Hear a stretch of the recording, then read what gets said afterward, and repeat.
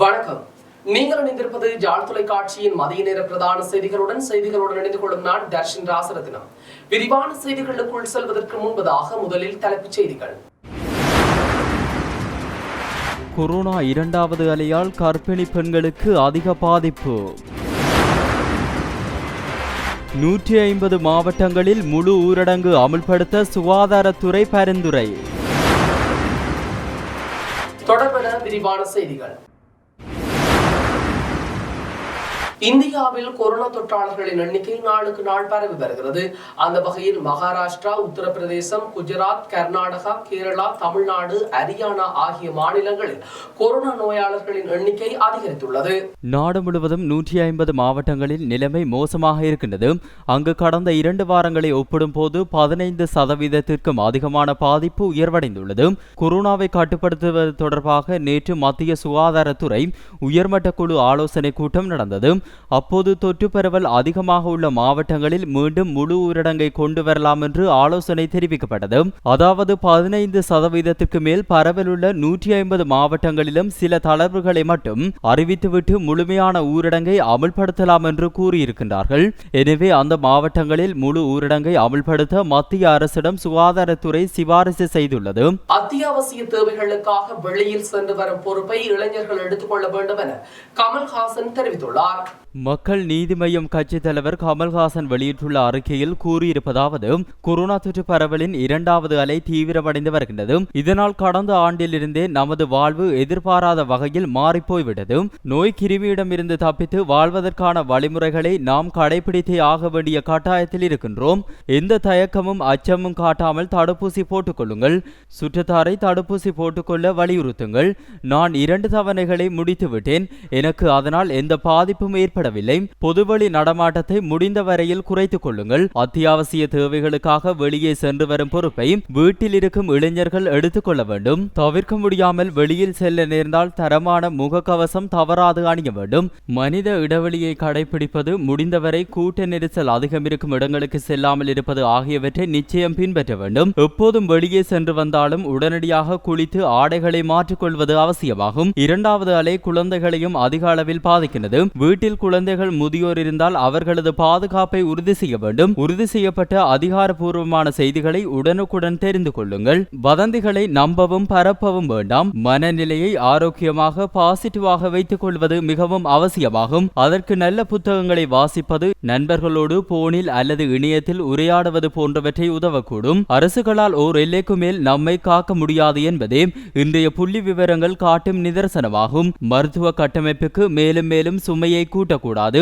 உங்களை பாதுகாத்துக் கொள்ளும் பொறுப்பை உங்களிடமே வைத்துக் கொள்ளுங்கள் என்றும் அவர் கேட்டுக்கொண்டுள்ளார். நோய் தொற்றிலிருந்து மக்களை காக்க யார் என்ன முயற்சி செய்தாலும் எந்த தயக்கமுமின்றி அவர்களோடு கரம் கோர்த்து பணியாற்றுங்கள். நம் வசந்த காலம் நிச்சயம் திரும்ப வரும். நம்பிக்கையுடன் போராட வேண்டும் என்றும் கமல்ஹாசன் கூறியுள்ளார். மாநகராட்சியின் டிபன் மாளிகையில் உள்ள கட்டுப்பாட்டு மையத்தில் உள்ள குழுக்களின் மூலம் தொலைபேசி வழியாக பாதிக்கப்பட்டவர்களுக்கு கவுன்சிலிங் வழங்கப்படுகிறது.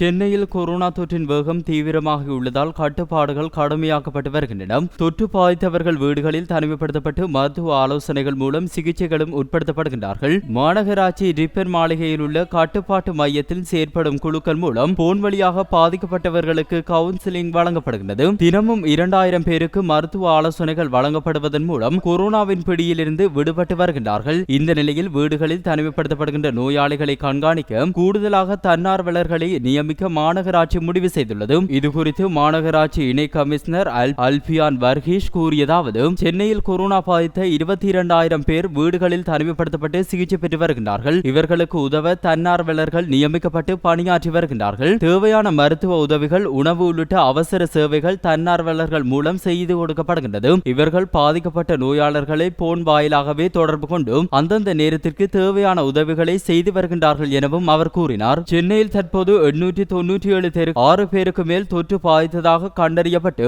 கட்டுப்பாட்டுக்குள் வைக்கப்பட்டுள்ளது. இவ்வாறும் அவர் கூறினார். இதுகுறித்து லயோலா கல்லூரி சமுதாய பணி பேராசிரியர் கிலாட்சன் சேவியர் கூறும் போதும், ஆன்லைன் தன்னார்வலர்கள் வீடுகளிலிருந்து பணியாற்றி வருகின்றார்கள். இதற்கான செயலி மூலம் தனிமைப்படுத்தப்பட்டு நோயாளிகளிடம் தொடர்பு கொண்டு தகவல்களை பெற்று வருகின்றார்கள். தினமும் 10,000 பேருக்கு இதன் மூலம் உதவிகள் செய்யப்படுகின்றது எனவும் அவர் கூறியுள்ளார். கர்ப்பிணி பெண்களுக்கு நுரையீரல் பாதிக்கப்படுவதால் வயிற்றில் உள்ள குழந்தைக்கு ஆக்சிஜன் செல்வது தடைப்படுவதாக மருத்துவர்கள் தெரிவித்துள்ளனர். கடந்த ஆண்டு பரவிய கொரோனா வைரஸை விட இப்போது உருமாற்றம் ஏற்பட்டு பரவும் வைரஸ் மிக அதிக பாதிப்புகளை ஏற்படுத்தி வருகின்றது. அதிலும் கர்ப்பிணி பெண்களுக்கு மோசமான பாதிப்பை ஏற்படுத்துவதாக மகப்பேற்று மருத்துவர்கள் கூறியிருக்கின்றார்கள். டெல்லியில் உள்ள கோவிட்-19 வைத்தியசாலை மகப்பேற்று மருத்துவ நிபுணர் பிரதீபா சிங்கால் கூறியதாவது, கடந்த முறை தாக்கத்தின் போது எங்கள் வைத்தியசாலையில் எந்த கர்ப்பிணி பெண்ணும் கொரோனா பாதிப்பால் அனுமதிக்கப்படவில்லை. ஆனால் இப்போது ஏராளமானோர் கொரோனாவால் பாதிக்கப்பட்டு அனுமதிக்கப்படுகின்றார்கள். அதாவது 30 முதல் 40% கர்ப்பிணி பெண்கள் தொற்றுக்கு ஆளாகி இருக்கிறார்கள். அத்துடன் அவர்களுக்கு மூச்சு திணறலும் ஏற்பட்டுள்ளது. எனவே ஆக்சிஜன் அளித்துத்தான் அவர்களை காப்பாற்றி வருகின்றோம். அவர்களுக்கு வழக்கமான அறிகுறிகள் தென்படுகின்றன. காய்ச்சல், தொண்டை வலி, உடல் வலி, வாசனை உணர்வு இழப்பு போன்ற அறிகுறிகளும் உள்ளன. மேலும் அதிகளவு சளி ஏற்படுகின்றது. இதன் காரணமாக கர்ப்பப்பையில் பாதிப்பு உருவாகின்றது. மேலும் புரட்சத்து பாதிப்பும் ஏற்படுகின்றது. கர்ப்பிணிக்கு நுரையீரலும் அதிகமாக பாதிக்கப்படுவதால் வயிற்றில் உள்ள குழந்தைகளுக்கு ஆக்சிஜன் செய்வது தடைப்படுகின்றது. இது பெரும் ஆபத்தை உருவாக்குகின்றது. இதன் காரணமாக முன்கூட்டியே பிரசவ வலி ஏற்படுவது, குறைமாதத்தில் குழந்தை பிறப்பது, கர்ப்பப்பை நீருடைந்து வெளியேறுவது என பல பிரச்சனைகள் உருவாகியுள்ளதாகவும் அவர் தெரிவித்துள்ளார். ஒரு நாளைக்கு 3 வேலை நேரங்களில் குறைந்தது 400 ஆக்சிஜன் உருளைகளை தயாரிக்க முடியும் என தெரிவிக்கப்படுகின்றது. மதிமுக பொதுச் செயலாளர் வைகோ வெளியிட்டுள்ள அறிக்கையில் கூறியிருப்பதாவது, திருச்சி பாரத் மிகுமின் பாய்லர் ஆலை நிறுவனத்தில் மருத்துவ பயன்பாட்டிற்காக ஆக்சிஜன் தயாரிக்கும் தொழில்கூடம் நல்ல முறையில் இயங்கி வந்தது. பராமரிப்பு பணிகளை முறையாக மேற்கொள்ளாததால் 2016ஆம் ஆண்டு முதல் நிறுத்தி வைக்கப்பட்டிருக்கின்றது. முன்னாள் அமைச்சர் ரிஷாட் பதியுதீனை விடுதலை செய்யுமாறு கோரி வவுனியாவில் இன்று கவனஈர்ப்பு போராட்டம் ஒன்று முன்னெடுக்கப்பட்டது.